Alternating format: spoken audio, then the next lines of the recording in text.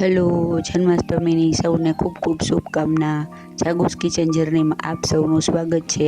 આજે આપણે બનાવશું કૃષ્ણ ભગવાનને પ્રિય એવું પંચામૃત અને પંજરી. તો ચાલો શરૂ કરીએ. સૌથી પહેલાં આપણે અડધો કપ દહીં લેશું. દહીં મોડું લેવાનું છે. ત્યારબાદ તેમાં 2 થી 3 ચમચી જેટલું દૂધ એડ કરીશું. પંચામૃત એટલે 5 અમૃત, એટલે કે દૂધ, દહીં, ઘી, મધ અને સાકર. ત્યારબાદ 1 ચમચી મધ એડ કરીશું. મધ મેં પતંજલિનું આવે તે લીધેલું છે. બરાબર ચલાવીશું. ત્યારબાદ 1 ચમચી ઘી એડ કરીશું.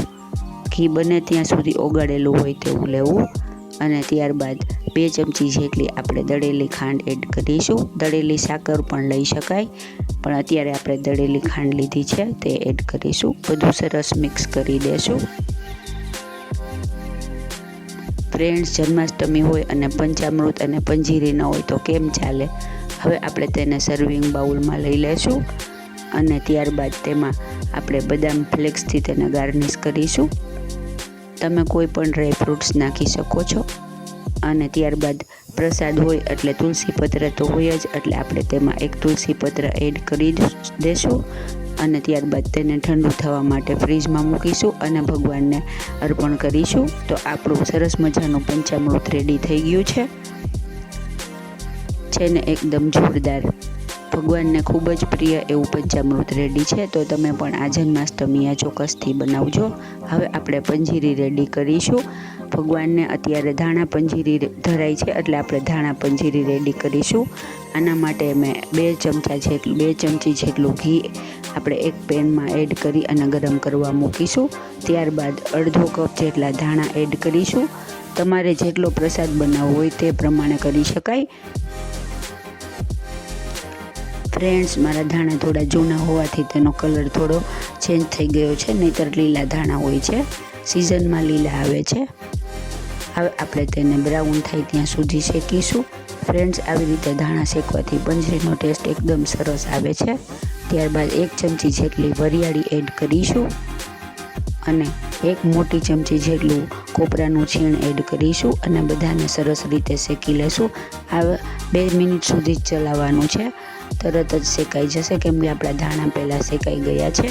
જુઓ, આપણા ધાણા, વરિયાળી અને કોપરાનું છીણ શેકાઈ ગયું છે. અને તેને સાવ ઠંડુ થઈ જાય ત્યાં સુધી રાખી પછી એક મિક્સર જારમાં લઈ લેવાનું છે અને તેનો ફાઇન પાવડર બનાવી લેવાનો છે.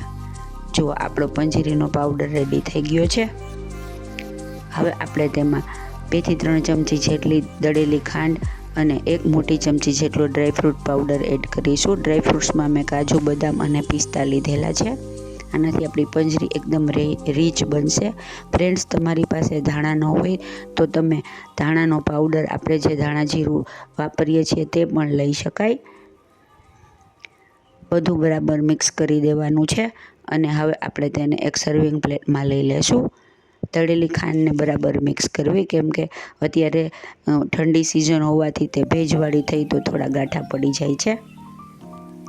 હવે આપણે તેને કાજુથી ગાર્નિશ કરીશું અને તુલસી પત્ર તો હોય જ પ્રસાદમાં, એટલે તુલસી પત્ર આપણે તેમાં અર્પણ કરશું. આપણી એકદમ સરસ મજાની અને ભગવાનને પ્રિય એવી પંજરી રેડી છે. તો તમે પણ ચોક્કસથી બનાવજો.